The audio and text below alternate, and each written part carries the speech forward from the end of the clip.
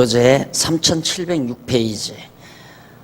온 땅이여 하나님께 즐거운 소리를 발할지어다. 그 이름의 영광을 찬양하고 영화롭게 찬송할지어다. 우선 2절까지 봉독했습니다. 66편 20절까지 내용인데, 구원의 능력을 찬송하면서 번제, 하나님 앞에 제물을 불태워 드린다는 그런 사실을 하나님 앞에 소원하는 그런 내용입니다. 이스라엘 백성에게는 번제를 드린다는 것이 그들의 생명입니다. 그래서 나라가 망하면 성전 제사, 특히 번제, 매일같이 번제단, 성소 입구에 바로 들어가면 바로 있는 자리 잡은 그 번제단에 날마다 제물을 드리잖아요. 그건 하나님과의 관계가 잘 연결이 되고 있고 하나님과의 교통이 이루어지고 있다는 건데, 만약에 전쟁이 있다거나 또한 백성들이 타락해서 제물을 하나님 앞에 드리지 않고 산다면 하나님과의 관계가 멀어졌다는 증거거든요. 그러니까 이 번제를 드린다는 말은 참 하나님과의 관계를 정상화하겠다, 그런 얘기죠. 어떻게 하나님께서 우리를 구원하시면 우리는 구원의 능력을 찬송도 하고 번제도 드리게 될 것입니다. 그걸 하나님 앞에서 이제 확신하고 서원하는 거예요. 그런 마음을 이제 이 찬송자에게 주었기 때문에. 그래서 1절로 4절에 보면 1절로 4절에 보면 온 땅을 향해서 주의 이름을 찬양하고 이를 서원하라는 그런 교훈을 이제 찬양하고 그 찬양할 것을 서원하라는 그런 교훈을 노래하는 내용이죠. 주의 이름을 찬양하라, 그 말은 여호와를 찬양하라, 그 말이거든요. 할렐루야라는 말입니다. 1절의 내용을 간단하게 요약하면 할렐루야, 여호와를 찬양하라. 여호와를 찬양하라는 말은 언약대로 이루시는 자를 찬양하라 라는 말과 맥을 같이 하는 내용이고요. 이름을 찬양하라, 이 말은 즉 여호와를 찬양하라, 할렐루야라는 말이고, 이 할렐루야라는 말은 언약대로 이루시는 자, 즉 여호와죠. 언약대로 이루시는 자를 찬양하라. 그러니까 언약대로 우리를 구원할 자를 찬양하라. 이렇게 이름을 찬양하라는 이 말을 그렇게 폭넓게 깊이 있게 넓게 이렇게 소화하면 시편이 훨씬 더 아주 잘 우리 안에 다가오게 됩니다. 여호와를 찬양하라, 그의 이름을 찬양하라, 주의 이름을 찬양하라. 이 말, 왜? 언약대로 우리를 구원하실 것이기 때문에 찬양하라. 그리고 이렇게 구원하시면 찬양할 것을 하나님 앞에 소원하라고, 그러니까 그런 소원을 가지고 있으라라고 교훈하는 내용이 1절로 4절까지죠. 하나님께 3절, 하나님께 고하기를 주의 일이 어찌 그리 위엄하신지요. 아주 엄위하고 놀랍다, 그 말이죠. 엄위하신지요. 주의 큰 권능으로 인하여 주의 원수가 주께 복종할 것이며 온 땅이 주께 경배하고 주를 찬양하며 주의 이름을 찬양하리이다 할지어다. 그러니까 하나님 정말 능력이 대단하십니다. 왜 그러냐면 다 죽어가든 다 멸망하고 다 죽어가든 그런 나약자, 다윗과 같은 나약자를 하나님께서 언약대로 그 강대한 세력으로부터 구원해 주시니까 모든 사람들이 얼마나 놀라겠는가. 그래서 바로 여호와를 찬양하게 될 겁니다. 5절로 9절, 온 땅을 향해서 하나님께서 행하신 권능을 송축하라는 교훈을 노래하죠. 당연하죠. 하나님께서 행하신 권능을 찬양하라. 그러니까 찬양도 우리가 억지로 찬양을 그렇게 하는 게 아니라 그냥 찬양이 절로 터져 나오죠. 와 하고 이렇게 터지듯이 그렇게 찬양하게 하시는 방법이 약한 자를 들어서 강한 자를 부끄럽게 하는 일. 야, 저럴 수가 있는가. 예를 들면 씨름 선수들이 비등비등한 사람이 나와서 씨름을 하다가 하나가 치고 하나가 이기면 뭐 별로죠. 그런데 보기에 한 사람은 굉장히 나약해요. 체구도 작고 몸집도 작고 한 사람은 우람하고 같이 씨름을 한단 말입니다. 그럼 누구나가 야, 저 약한 사람, 저 사람이 이길 수 있을까? 저 사람은 공연히 저렇게 대결을 한다. 다 질 줄 알았죠. 그런데 그냥 기술로, 앞다리 기술로 한번 확 잡아당길 때 온 청중들이, 온 구경꾼들이 막 와! 할 거 아니겠어요. 하나님이 우리로 하여금 찬양케 하시는 방법이 그렇다 이 말이에요. 그러니까 우리의 생활도 하나님이 그렇게 이끌어 가십니다. 뭔가 안 될 것 같아요. 시리에 빠질 정도로, 절망 가운데 빠질 정도로 하나님께서 우리를 나약하게 만들고 힘없게 만들고, 그랬다가 하나님이 상상도 안 했던 일들이 일어나서, 그런 사건들이 나타나서 나로 하여금 힘을 얻게 만들고 정말 평안하게 만들어 갔을 때, 와, 이건 정말 하나님이 하신 거야. 거기서 정말이란 말, 이 일은 정말 하나님이 하신 거야. 그 말은 뭔 얘기냐면, 전에 내가 노력해서 사업을 해가지고 조금씩 드러난 건, 그건 하나님이 한 것 아니고, 이번에 이렇게 그냥 아주 나는 망하는 줄 알았는데 갑자기 흥하게 된 거, 이건 정말 하나님이 하신 거야. 이런 심리가 우리에게 있거든요. 그러니 하나님께서 우리를 정상적으로 이끌어 가시는 게 아니라 우리 그런 고학성, 하여튼 절망 속에서 올려담아야 돼요. 그러니까 예수님을 왜 영광의 보좌에서 낮고 천한 인간 땅 위에 가장 천하게 말구유에 그렇게 태어나게 했나? 무능한 인간으로, 누가 보아도 천박한 인간으로. 그렇게 하나님께서 예수님을 낮아지게 하신 것은 부활 승천하심으로 하나님의 영광의 보좌에 앉히셨을 때 와 하고 하나님의 능력을 찬양케 하시려는 하나님의 섭리와 배려가 있는 것이다. 요셉도 마찬가지 아니에요.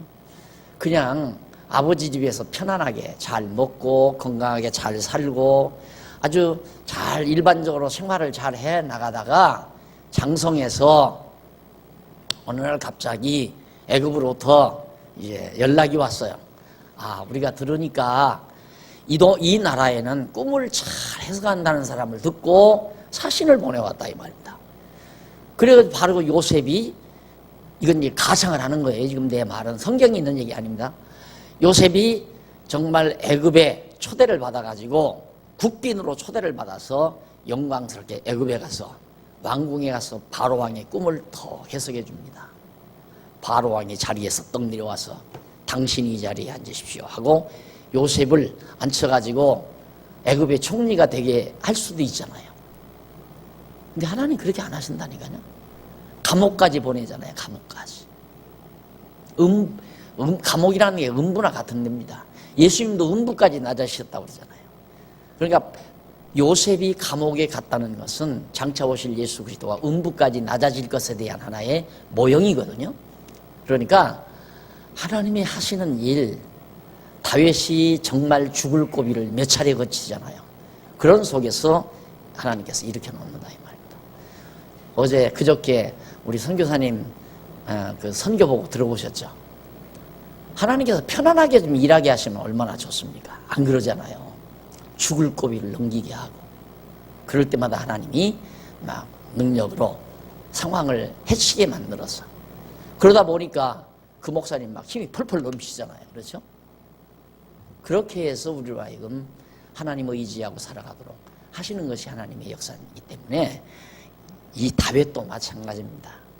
하나님이 어떻게 그렇게 어미합니까? 그 능력이 엄하고 위대하다 이 말이에요. 그걸 보여주는 방법이죠. 하나님께서 어떻게 당신의 어미하신 능력을 우리에게 보여주겠어요? 가장 약자로 하여금 가장 강자를 쓰러뜨려야지. 가장 어린 소년 다윗으로 하여금 가장 강대한 블레셋 장군 골리앗을 쓰러뜨려야 하나님의 어마어마하신 능력이 드러날 거 아니겠어요? 오늘 우리도 우리의 생활 속에서 하나님이 그렇게 해 가신다. 그게 믿어지면 내가 바닥을 길 때에 절망하지 않습니다. 하나님은 나를 약하게 하시는구나. 하나님이 나를 약하게 하시는 이유는 하나님의 능력으로 나를 강하게 하시려고 한다는 섭리가 배후에 깔려 있거든요. 그게 믿어져야 된다 이 말이죠. 그게 믿어져야 낙심과 절망이 우리에게 없는 거란 말입니다. 자, 그 다음 넘어가서 10절로 15절에 보면 다윗이 언약대로 이루신 하나님께 서원대로 번제를 드린다고 노래를 합니다. 언약대로 하나님께서 나를 구원해 주신, 강자의 세력으로부터 나를 건져내 주신 하나님께 내가 번제를 드리겠습니다라고 서원하는 그런 내용이 담겨져 있고요. 마지막 16절로 20절 넘어가서 8페이지에 다윗이 하나님의 행하신 일을 선포하며 찬송한다는 서원을 노래합니다. 자, 번제를 하나님 앞에 드리는 정도가 아니라 그 다음에는 하나님의 그 능력에 행하신 일, 이렇게 하나님이 행하셨습니다 하고 그걸 선포한다 그 말이에요. 그러니까 내가 오늘 또 잠깐 앉아서 생각했던 일이지만 이 설교라고 하는 거, 이 강단에서, 교회 강단에서 이 설교라고 하는 건 이건 아니에요. 불교의 설법이나 같은 거예요. 인간들을, 성도들을 하나의 그 교리, 그 종교적인 어떤 내용으로 가르치는 거죠. 이렇게 가르치는 거. 그게 아니고 교회는 그냥 하나님의 일을 선포하는 거예요. 하나님이 이렇게 했습니다. 저렇게 하셨습니다. 이렇게 하나님이 하신 일이 성경에 다 있잖아요. 그래서 성경만 가르치면 하나님의 일이 선포되는 거죠. 다윗도 내가 하나님 앞에 번제만 드리는 게 아니라 하나님의 일을 자랑하겠습니다. 선포하겠습니다. 알리겠습니다. 같은 얘기예요. 바로 선교라는 게 그런 거 아니에요? 복음 전도라는 게 바로 그거죠. 전도라는 게 뭡니까? 하나님의 일 알려주는 거예요. 하나님이 이런 일을 했습니다 라고. 그것이 바로 선교란 말입니다. 예를 들면 어느 분이 국회의원을 나섰어요. 국회의원을 나섰는데 참모, 그러니까 선전 참모가 이제 그 국회의원 당선되게 하기 위해서 이제 선전을 한다 하십시다. 선전원으로. 선전하는데 거기서 여러분 생활은 건전하게 해야 되고 전략에서 해야 되고 착실하게 해야 되고 거짓말하면 안 되고 그런 도덕적 교훈하면 되겠어요? 그게 아니잖아요. 그분이 출마자가 당선되게 하려면 그분이 행한 일, 그동안 살아오면서 그가 사회를 위해서 국가를 위해서 해왔던 일들을 소상하게 알려주기만 하면 돼요. 이분이 이런 일을 했습니다. 이런 일을 했습니다. 그러면 그분이 당선될 거 아니에요. 위대한 일을 했으면. 똑같은 얘기예요. 오늘 우리가 전도자다, 설교자다, 다 똑같은, 설교자나 전도자나 선교사나 뭐 교사나 할 것 없이 다 같은 얘기예요. 그게 뭐 하는 거야? 하나님이 하신 일, 그걸 말해주고 가르쳐주는 일, 전하는 일, 자랑하는 일. 그거죠. 그걸 왜 못해요? 할 수 있죠. 성경 알면 누구나가 다 할 수 있습니다. 하나님은 이스라엘 백성들을 애굽에서 건져가지고 홍해바다 갈라서 이렇게 건져냈는데 왜 그랬느냐면 조상 때부터 아브라함 때 그렇게 언약하셨기 때문에 언약대로 400년 만에 건져내기 위해서 그랬습니다. 와, 진짜? 애굽에서 나온 건 역사적 사실입니다. 이러면 야, 그럼 그 하나님이 진짜 살아계시구나. 그러면 믿음이 생길 거 아니겠어요. 그런데 여러분 예수를 믿어야 됩니다. 예수 믿지 않으면 지옥을 갑니다. 예수 믿고 착하게 살아야 됩니다. 선한 일도 해야 되고 충성을 해야 되고 하나님의 사랑을 받아야 축복받아 살 수 있습니다. 그게 무슨 의미의 선도예요? 그게 하나님 자랑하는 게 아니잖아요. 이게 얼마나 현대 교회가 본론에서 본위에서 본래의 자리에서 멀리 이탈하고 있는가를 알 수 있죠. 우리는 다윗이 말한 대로 이제 온전히 하나님의 일, 하신 일, 행하신 일을 선포하며 찬송하겠다. 그러니까 하나님의 일을 모르면 찬송도 안 나오는 거예요. 사람들은 자기 감정을 표현하면서 그걸 찬송이라고 생각해요. 찬송은 뭐냐면 하나님의 일을 알아야 찬송이 나요. 하나님은 홍해바다를 가로졌습니다. 이게 찬송이에요. 요즘에는 뭐 그런 노래가 또 유행하더라고요. 일반 노래에서도 그냥 쭝얼쭝얼만 돼도 노래가 되잖아요. 우리들도 뭐 쭝얼쭝얼 되면 되죠. 우리 억양대로. 이스라엘 백성들의 찬양이라는 것이 자기네들의 그 고저장단이 있어요. 언어에 악센트가 있고 그대로 그냥 읽으면 찬양이 되는 거예요. 우리처럼 이렇게 오선지에다가 뭐 동그라 이렇게 콩나물을 그려가지고 그렇게 해서 노래를 부르는 게 아니라 그냥 음율 자체가 그대로 옛날 왜 우리 서당에서 글 읽는 사람들 이렇게 들으면 막 내두르면서 뭐 천지연왕하고 이러잖아요. 그런 식이에요. 유대인들의 찬양이라는 것이. 그런데 뭐 요즘에는 온갖 기교를 다 부려서 그렇게 해야 찬양인 줄 알지만 하나님이 하신 일을 선포하면 그걸 자랑하는 일, 그게 바로 찬양으로 나타난다는 거예요. 우리들 솔직히 어디 가면 누구를 만났다, 친구를 만났다 하면 자기 자랑하죠. 은근히 자기 자랑하고 싶단 말입니다. 그런데 하나님 찬양은 하나님 자랑하는 거예요. 너 이런 하나님 아니? 그럼 몰라. 야, 성경에 보니까 하나님은 이런 하나님이더라 하면 그게 하나님 자랑하는 거란 말입니다. 그리고 하나님을 찬양하는 거고요. 그래서 다윗이 정말 하나님을 선포하며 찬송한다고 서원하는 내용으로 20절까지 마무리합니다. 그리고 67편 1절로 7절 긍휼히 여겨 복을 주셔서 찬송하게 하실 것을 간구합니다. 기도죠. 하나님은 언약했으니까 나를 긍휼히 여겨서 복을 주어가지고 찬송하게 하십시오. 예. 보세요. 하나님이 긍휼히 여기시고 복도 주시고 찬송하게 하시고 그걸 구하잖아요. 하나님이 긍휼히 여기고 복 주시고 찬송하게도 하시고. 자, 이게 내가 아무리 죄가 많아도 내가 죄를 안 지켰사오니 내가 죄를 이제는 앞으로는 안 지켰사오니 복을 주셔서 찬송하게 하십시오. 이 말이 아니잖아요. 내가 죄인이지만은 내가 죄를 많이 졌지만은 나를 불쌍히 긍휼히 여기셔서 용서하시고 그리고 나를 복을 주셔서 하나님을 찬양하게 자랑하게 하나님을 선포하게 그렇게 해주시라고 간구하는 시가 67편입니다. 자, 1절에 보면 1절로 2절에 보면 다윗이 하나님께 이스라엘에게 복을 주시고 만방 중에 알리시라는 간구를 노래합니다. 이스라엘이 지금 참 어려움에 처하잖아요. 나약한 나라고 주변 이방 나라들에 비하면 비교가 안 되도록 연약한 나라죠. 그런 나라지만 하나님께서 이 연약한 우리나라에 이 이스라엘 나라에 복을 주시면 그 이방 모든 나라 사람들이 만방의 모든 나라 사람들이 깜짝 놀랄 거라 이거예요.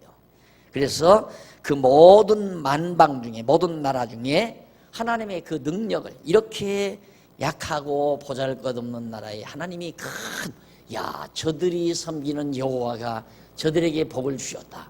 그래서 모든 열방이 알아보도록. 예를 들면 우리가 이렇게 살아가다가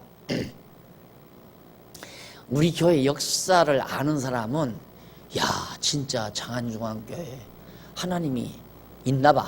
장안중앙교회 교인들이 믿는 하나님이 살아계신가 봐. 믿지 아니하는 사람도 그렇게 알 정도 되잖아요. 그렇게 알 수 있을 거란 말입니다. 이게 우리들 솔직히 처음 시작 장안동 골짜기 시작했죠. 그런데 지금 우리가 다른 어떤 큰 그런 교회들처럼 막 억지로 세계 만방에다가 복음을 전하려고 난리를 치는 것도 아니고 우리 국내에다가 이렇게 노예를 형성하려고 한 것도 아니고 솔직히 저는 늘 말하는 거지만 장안동서 3년 만에 걷어 치우려고 했잖아요. 안 되니까 듣는 사람도 없고 관심 갖는 사람도 없어요. 아무도. 그러니까 그만둬야죠. 그래서 나 안 되는 걸로 알았어요. 그런데 갑자기 말씀운동이 일기 시작하더니만 젊은 사람들 모이기 시작하고 그렇게 해서 되더니만 그렇게 됐어도 나중에 이단 시비 걸리니까 다 도망가 버리더라고요. 그래서 우리 교회 하나 살아남기도 힘들겠다. 그래서요. 그게 뭐 그때뿐입니까? 바로 1990년경 완전히 그냥 팍팍 살라버렸잖아요. 재산 뭐 교회 재산 좀 있었던 거 다 사라져버려 없어져 버리고 노예에서 장난치니까 하루아침에 없어져 버리잖아요. 그래서 그때도 그냥 집으로 말씀 가르쳐달라고 찾아오는 분들에게 오시면 마루에서 둘러앉아서 5명이 오든 10명이 오든 이렇게 가르쳐주고 살아야 되겠다 이렇게 생각하고 그냥 포기해버린 거예요. 싹 다 포기해버렸어요. 근데 하나님께서 지금 1990년도면 이제 20년도 안 됐단 말입니다. 노예는 무슨 노예 상상이나 했나요? 노예가 되리라고 하는 거예요. 이런 모두가 참 하나님이 하시는 거죠. 우리들 같이 보아오면서 살았잖아요. 근데 우리는 그 과거를 다 잊어요. 자꾸만 잊어버려요. 왜? 앞에 있는 욕심 때문에. 사람들이 앞만 보고 막 살아가는 거예요.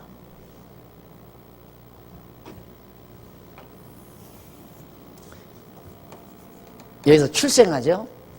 여기 죽어요. 이제 내가 지금 여기서 살아가요. 여기 살아가는데 사람이 보통은 여기만 바라보고 살죠. 여기 바라보면 죽으러 가는 길밖에 없어요. 이건 앞은 죽으러 가는 길이에요. 그리고 여기는 까마득하게 다 잊어요. 지난 날은 다 잊어버려요. 여기만 바라보고 현재하고 여기만 바라보고 살아요. 왜? 현재 내가 이게 모자라니까 이거 내 욕심이 안 채워졌으니까 이걸 채워야죠. 막 안만 보고 막 달려간다. 그러니까 지혜가 어두워지는 거예요.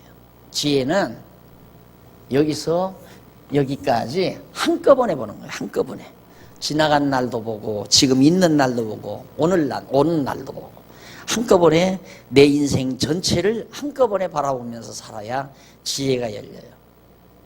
안 그러면 사람이 지금밖에는 모르고 또 내일에 대한 욕심밖에는 모르고 그래 항상 과거는 잊어버린다 이 말이죠. 그러니까 과거에 하나님께서 우리에게 베풀어 주신 엄청난 은총에 대해서는 전혀 감동이 다 사라져버리고 앞으로 이룰 것에 대한 욕심만 막 자꾸 팽배해지고 그러니까 욕심이 안 채워지니까 욕심이 강할수록 여기서 불만이 싹 트는 거예요. 욕심의 강도만큼 반비례로 불만이 싹 튼다. 왜? 욕심대로 안 이루어지니까. 그게 어리석은 인간의 삶이죠. 정말 하나님이 우리에게 찬송하도록 만들어준 부분들이 얼마나 많습니까? 여러분들도 생활 속에 가만히 살펴보면 어떻게 우리가 오늘 이렇게 편안하게 잠자고 편안하게 밥 먹고 하나님의 말씀을 듣고 마음의 평강을 누리고 살게 됐나. 지난 날을 쫙 생각하면 정신이 후삭 깨어지죠. 정말 하나님이 너무너무 우리에게 많은 베풀어 주신 은혜가 많구나. 그래서 이제 감사가 넘치게 되고 감사가 넘치니까 불만이 사라지고 그래 만족하게 되고 만족하니까 앞으로 내가 어떻게 살 것인가 무엇을 위해 살 것인가 당연하잖아요. 주를 위해서 살아야 되겠다. 진리를 위해서 살아야 되겠다. 이게 생각이 그렇게 돌아갈 수밖에 없잖아요. 근데 지난 날 잊어버리면 욕심만 앞으로 이룰 욕심만 생겨나니까 불만이고 불만이 있으면 있는 대로 또 욕심은 더 강하게 일어나고 왜 불만이 크면 더 욕심을 강하게 부려야 되잖아요. 이게 바로 정비례로 막 올라갔다 내려갔다 하면서 자꾸 사람을 미치게 만들어버리는 거예요. 그래서 우리가 현재에 만족하다고 하는 것은 지난날 하나님께서 나에게 베풀어 주신 은혜에 대한 감동이 없이는 지금의 만족이 없죠.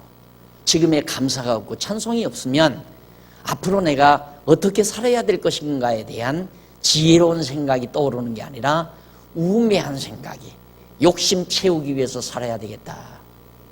어떻게 하면 내가 더 많은 걸 갖게 될까?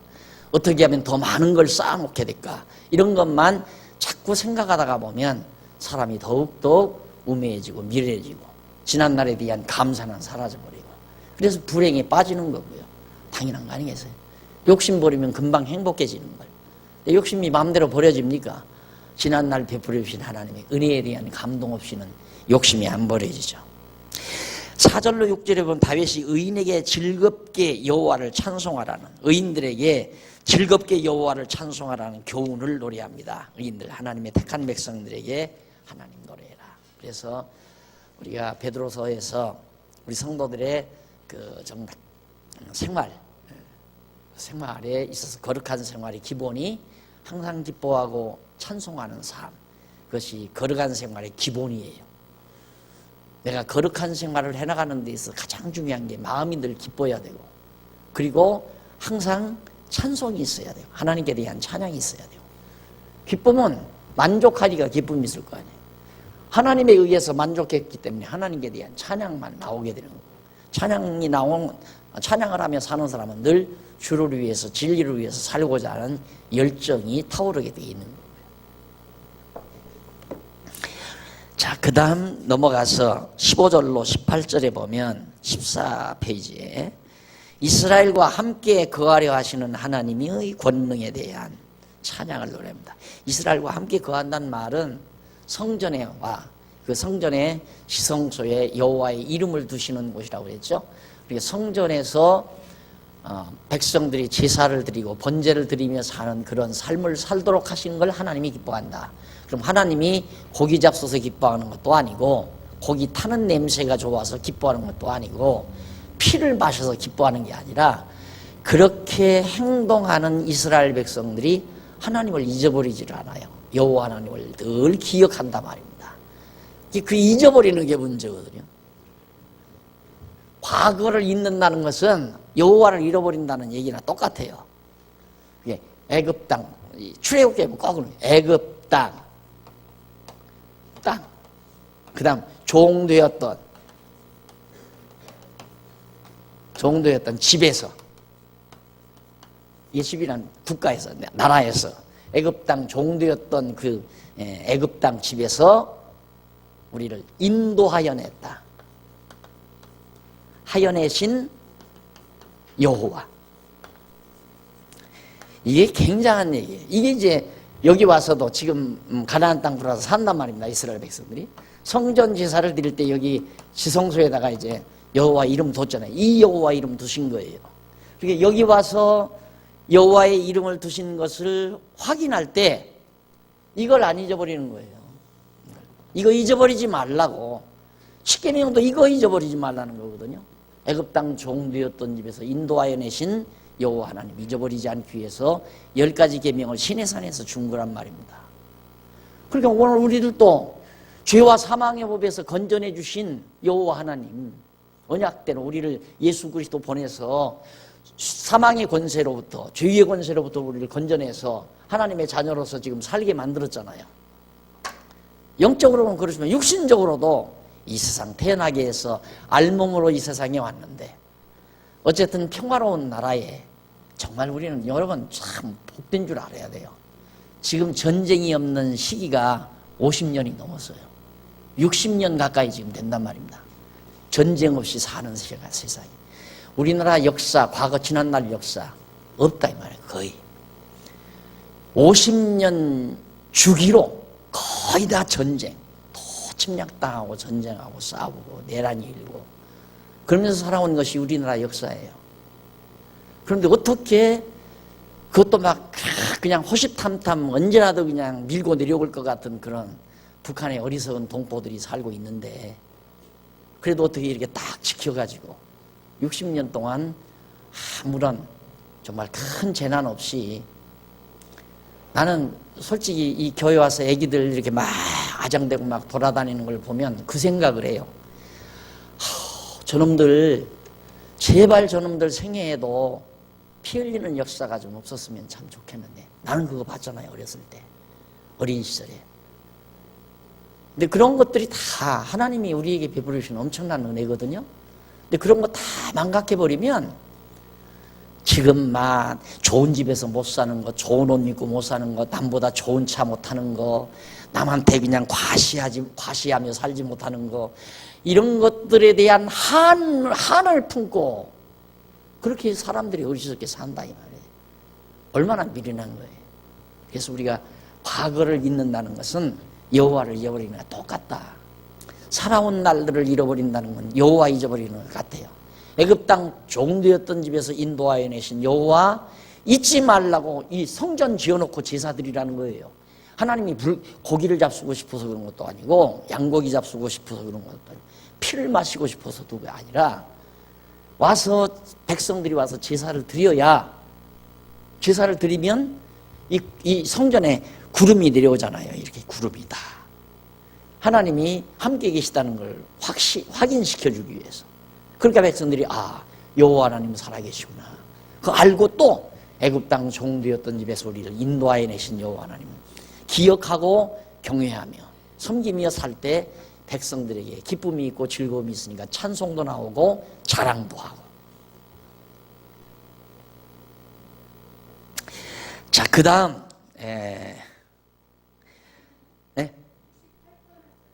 60 넘어갔나요? 죄송합니다. 68? 네, 68편. 한 장 더 넘겼네. 악인이 망하기를 구하면서 의인에게 찬양할 것을 권합니다. 악인, 이게 불택자들이죠. 이방 민족들. 또 다윗을 이제 해코자 하는 사람들. 이 시편은 이쪽 11페이지 보면 그 본문 말고 해설을 두 번째 줄 68편 나오죠. 68편은 뒷부분에 68편은 다윗이 지휘자를 따라 부른 노래로서 암몬 족속, 그러니까 홍해바다, 사해바다 동쪽에 있는 암몬 족속을 쳐서 물리치고 승리를 거두었을 당시에 하나님 앞에 지어서 노래 불렀던 찬양이다. 사무엘하 10장에 나오는 사건입니다. 전쟁터에 나가서 암몬 족속을 물리치고 승리했어요. 네. 악인이 망하기를 이제 그때 구하면서 의인에게 찬양할 것을 구원하는 내용이 바로 이 내용입니다. 그다음 1절로 3절에 보면 악인은 망하게 하시고 의인은 즐겁게 하시라는 간구. 당연하죠. 이게 하나님의 정하신 뜻이니까. 그리고 4절로 6절 의인에게 즐겁게 여호와를 찬송하라는 교훈을 노래하는 내용입니다. 결국 지난날의 역사도 그렇죠. 과거 역사도 애굽 땅 종되었던 집에서 인도하여 내신 하나님 잊지 않게 하려고. 그리고 여기가 이제 예를 들어서 신의 산이라 하십시다. 여기서 모든 계명과 윤례 주잖아요. 이거 안 잊어버리게 하려고 준 거란 말입니다. 그 계명 따라서 앞으로 살게 하잖아요.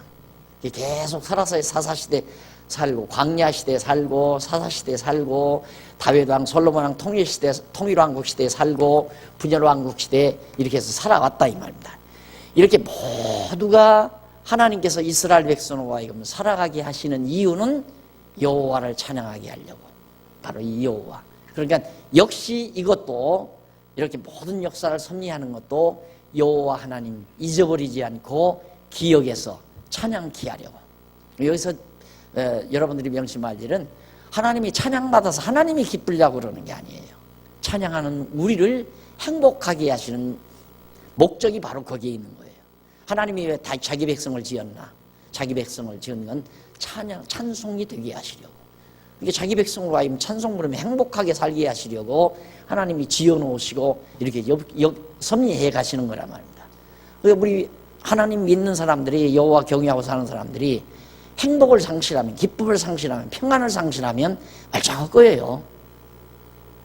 안고 빠진 찐빵이라고 그러잖아요.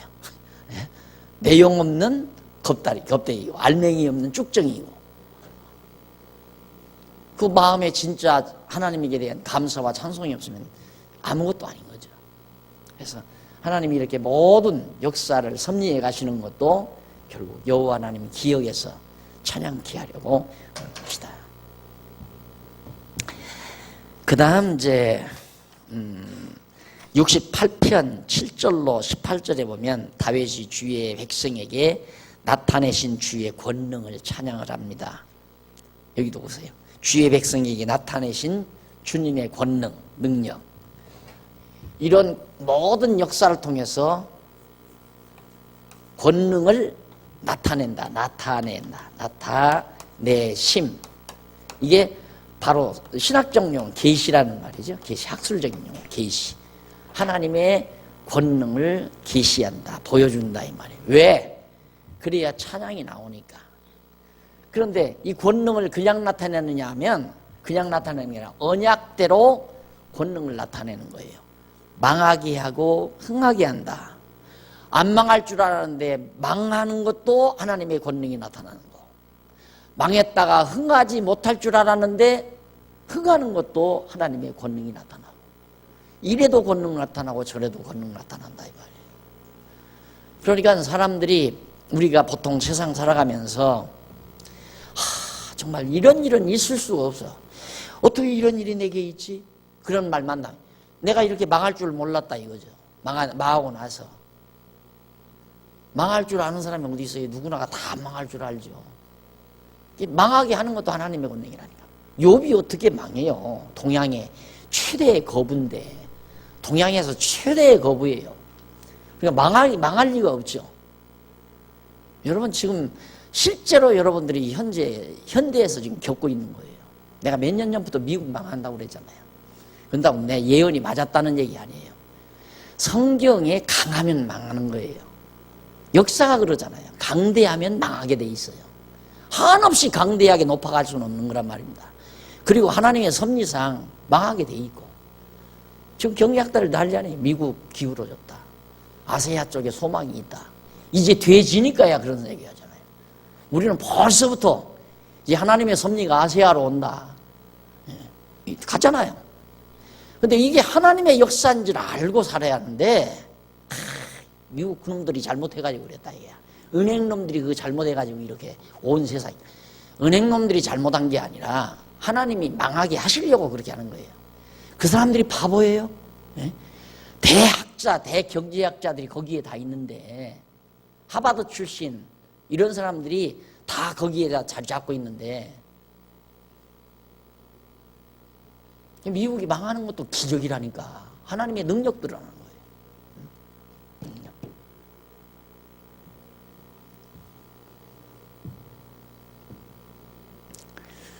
또 뿐만 아니죠. 인도 같은 나라, 중국, 옛날 떼놈이라고, 죄송하지만 떼놈이라고 하잖아요. 공산당 세력에서 저렇게 짓눌려 살던 나라가 갑자기 저렇게 부상하는 것도 놀랍잖아요. 대단한 기적이에요, 이런 것들도. 그러니까 하나님은 이런 역사 섭리를 통해서 당신의 권능을 드러내는데, 지금 이 세계사의 방향을 서양에서 동양으로 옮겨가시는 하나님의 역사는 이미 성경에 다 예언된 거니까 더 말할 거 없지만, 그렇게 지금 하나님이 해가시잖아요. 망할 자는 망하게 하고 흥할 자는 흥하게 하고, 그렇게 해서 하나님의 역사를 이루어가게 만드시는, 우리나라도 마찬가지죠. 6.25 때 완전히 골장마다 피투성이, 시체투성이, 정말 고아, 과부, 질병, 서울이 다 잿더미가 돼버려고. 근데 몇십 년 만에 이렇게 된 거 잘나서 그런 줄 알면 안 돼요. 잘나서 그런 게 아니라 하나님이 이렇게 섭리하셔서, 어제 그저께 강의 들었잖아요. 우리들 한 달에 커피 5잔, 1,000원짜리 커피 10,000원짜리 커피 5잔. 라이브 카페 가면 지금 10,000원입니까? 15,000원입니까? 그렇게 줘야 될걸요? 그 5잔만 전략을 하면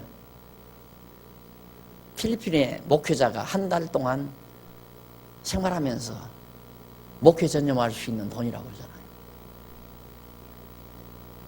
근데 우리 그런 생각 안 하고 살거든요, 전혀.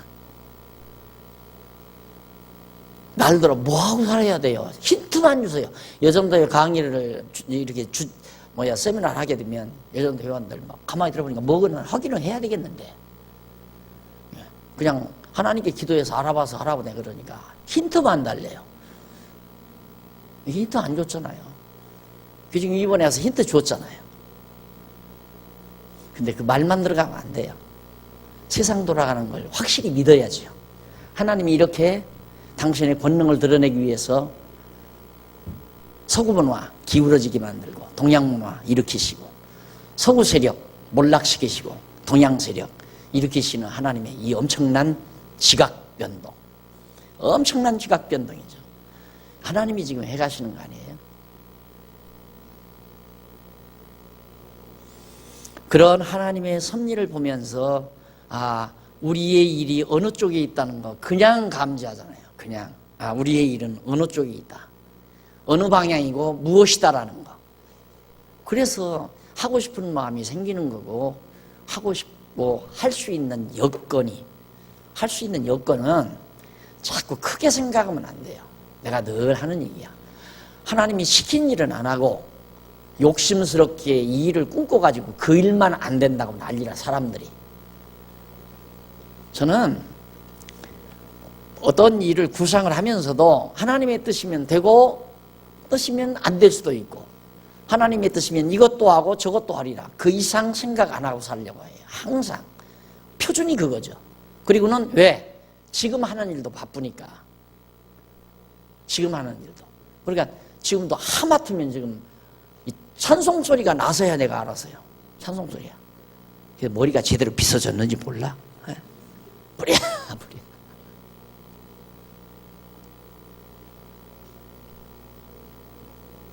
하나님이 또 소원 주어서 일 만들어서 하게 하시면 하는 거고, 안 하게 하시면 지금 하는 일 열심히 하면 되는 거고. 그런데 이렇게 해서 막 내 이름도 내고, 내가 성공도 하고, 내가 한번 의시돼 보기도 하고, 어디 가서 내가 한 일 자랑도 해보고, 그러려고 생각하면 사람이 점점 미련해진다. 그냥 내가 처한 현장에서 남이 알아주든 말든 내 기쁨 속에서 여호와의 이름을 내가 자랑하기 위해서 어떻게 하면 내가 여호와의 이름을 자랑할 수 있을까? 내 입으로만 자랑하는 게 아니라 자랑하는 방법이 다양하잖아요.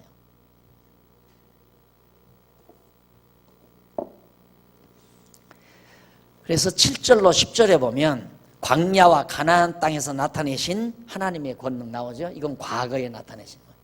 애굽에서 나와서 광야, 애굽에서 나와서 어디예요? 가나안 땅에서 나와서 광야, 그다음 가나안 땅 들어와서 다윗 시대니까, 여기가 다윗 시대니까 여기가 다윗 시대. 이 시대 광야와 가나안 땅에서 하나님이 많은 능력을 행하셨다.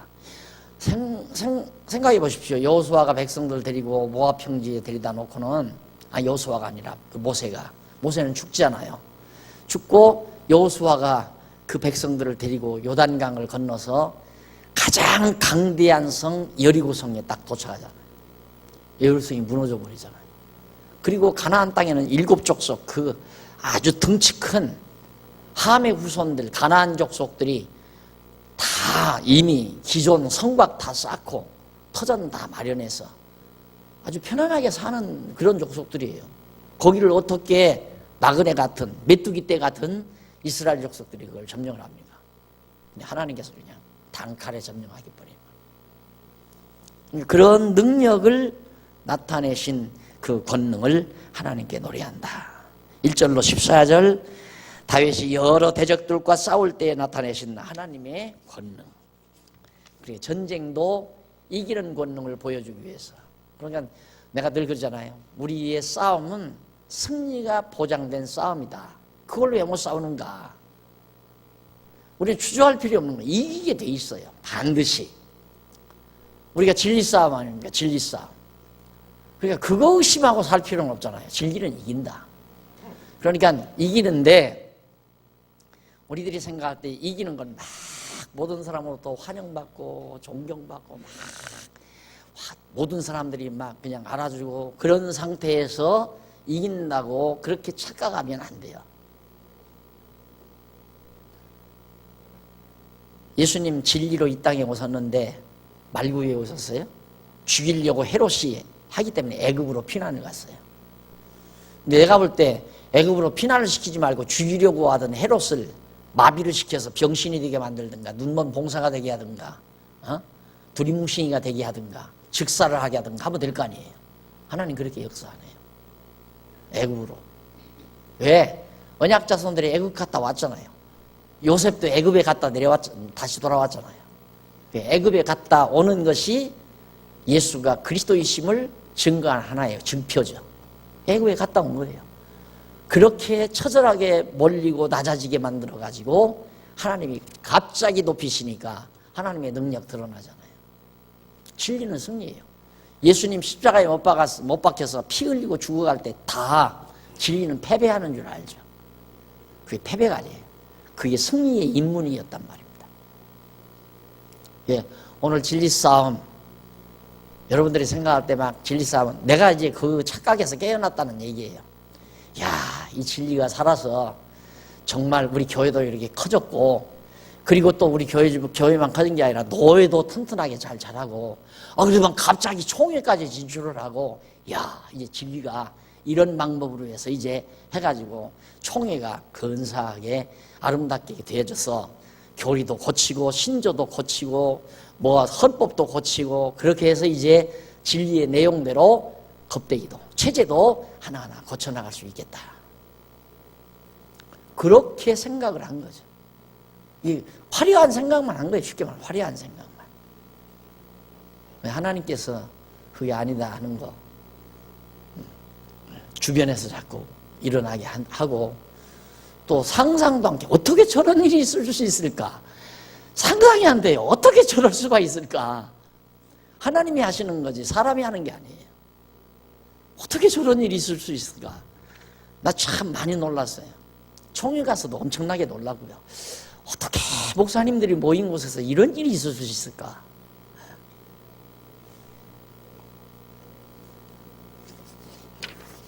그래서 결국 하나님은 나약하고 나약하게 만들어서 승리하게 하시는 하나님의 역사, 진리는 반드시 승리한다. 그래서 제가 늘 좀 여러분들이 듣기 거부가시겠지만 아무도 안 해도 나 혼자만이라도 합니다. 이제 그런 얘기를 자꾸 입버릇처럼 내뱉는 이유도 제 마음에 간직하고 있는 중심이기 때문에 그래요. 혼자라고 해서 치고 수만 명이라고 해서 이기고 그건 아니에요. 교인들이 수십만 명 된다고 해서 이기고 혼자라고 해서 진리가 지고 그건 아니다 이 말이죠. 진리는 혼자라도 이긴다. 다윗이 혼자 가서도 이겼잖아요. 또 사사시대 기드온도 3만 명 데리고 3만 명이 나오니까 하나님께 다 돌려보내라고 조금만 데리고 가라고 그러잖아요. 왜? 하나님 당신 능력 드러내게 하려고. 하나님의 능력도 드러나게 하고 하나님의 의도 드러나게 하고, 인간의 의는 못 드러나게 만들고 하나님의 의만 드러나게 하고, 인간의 능력은 다 짓밟아버리고 하나님의 능력만 드러나게 하고, 그래서 하나님이 해가시는 일이다. 그걸 지금 다윗이 찬양하고 있는 겁니다. 19절로 27절 원수에게서 구원하신 주의 권능을 송축하라고. 원수, 대단한 원수로부터 구원하신 하나님께 찬양하라. 그 내용이 27절까지 나오는데 19절로 23절은 원수를 쳐서 구원해 주시는 하나님의 권능을 노래하고, 24절로 27절 넘어가서 이스라엘 자손에게 하나님을 송축하라는 교훈을 노래합니다. 하나님, 여호와를 송축하라, 여호와를 찬양하라, 여호와를 송축하라, 여호와를 자랑하라, 여호와를 선포하라, 여호와의 이름을 선포하라. 다 같은 맥락에서 이해하시면 됩니다. 할렐루야. 언약대로 이루시는 그 하나님의 능력, 권능, 신실함, 사랑, 자비, 이런 것들을 찬양하라는 데. 자, 그 다음 넘어가서 68편 28절로 35절 하나님의 행하신 능력을 열방들에게 찬송하라고. 다 같은 내용이에요. 자, 다윗 시대에 다윗이 승승장구하잖아요. 이건 솔로몬 시대고, 여기는 이제 분열왕국 시대고, 다윗 시대에 모든 대적들을 다 진멸했거든요. 주변 나라들을 전부 대적 진멸하고, 솔로몬 왕 40년 동안엔 전쟁이 한 번도 없었어요. 오늘 우리가 사는 60년이 솔로몬 왕 통치와 같은 시대예요. 먹을 건 많지, 우리가 부유하게 살잖아요. 그리고 정말 전쟁 없이 얼마나 편안하게 잘 삽니까? 이게 이제 망조야. 이렇게 육신이 편안해 버리면 사람이 민해져 버려요. 민웅해져 버려요. 육신이 편안해져 버려요. 결국 솔로몬 왕 말기에 주책 들어가지고 결국 나라가 갈라져 버리잖아요. 그래서 결국 서구도 부가 망하게 한 거예요. 부가 결국은 다 병들게 만들고. 그러니까 이제 자녀들도 그렇습니다. 자녀들을 키워보면 어려움 속에서 키워놓은 자식은 일어나죠. 근데 너무 편안하게 자식들을 키워놓은 자식은 살림을 망쳐먹어요. 다 탕진해 먹어요. 그런 거나 똑같아요. 미국도 그동안 너무 부유하게 편안하게 애들이 다 컸잖아요. 그러니까 이게 그냥 놀 줄만 알고 쾌락만 즐길 줄 알지. 그러다 보니까 결국은 이제 저렇게 형편없다고 해요. 그 사람들은 저축이라는 거 별로 없이 산대요. 그러니까 생활고가 더 극심하고요. 엄청. 우리나라 사람들은 아직도 가난하게 살던 세대들이었기 때문에 저축을 많이 해서 경제가 어려워도 그래도 한동안 잘 견디어 나갈 수 있다는 거죠. 워낙 어려운 사람들은 모르지만. 자, 그 다음 넘어가서, 자, 이렇게 해서 68편까지 우리가 정리를 했는데요.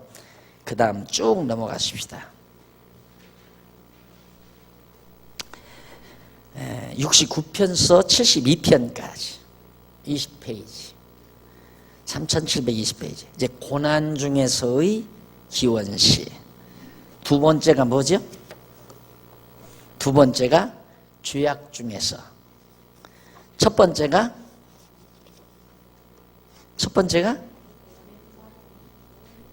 버림 중에서. 하나님께서 버린 것과 같은 상황 중에서 하나님께 기도하고, 여기서는 지금까지는 죄악 중에서, 죄 중에서, 그 다음에는 이제 고난 중에서, 많은 고난. 그러니까 버림받았다, 죄악 중이다, 고난받았다, 이게 다 사실은 같은 맥락이에요. 결국 하나님께서 예수 그리스도를 이제 낮고 천한 땅에 보내시잖아요. 거기가 하나님이 그리스도를 버리시는 장면이고, 버린 거나 같고, 죄악 세상에 이제 오셔서 인간의 죄를 잊고 이제 예수님이 기도하시는 거고, 고난, 십자가의 고난을 받으면서 결국 예수님께서 기도하시는 대목. 그러니까 다윗의 이 버림, 죄악, 고난 중에서 기도는 예수 그리스도가 이 땅에 오셔서 결국 버림받아 낮고 천한 땅에 오셔서 우리 인간의 죄를 거머 쓰고 십자가의 고난을 지시고 우리를 위해서 기도하시는 그 기도에 대한 하나의 모형이다. 예표고 모형이다. 쉽죠? 바로 지금 72편까지 다 이제 정리가 된 거예요. 따지고 보면. 그러면 69편서 72편까지 한번 사실이 그런가 확인하는데, 거기 우선 61편에서 내용을 잠깐 정리해보면, 크게 정리해보면, 밑에서 세 번째 줄 앞부분에 보면 69편에서 71편은 다윗이 구원에 대한 간구와 찬송에 대한 서원입니다. 그리고 72편은 한편은 다윗이 판단력 및 의에 대한 간구와 하나님에 대한 찬송을 노래하는 내용이고요. 판단력, 다윗이 판단력이란 말은 통치력이나 같은 말이에요. 그리고 의, 하나님의 뜻에 대한 간절한 소원을 가지고 있는 그런 이제 찬양을 부르고 있는 겁니다.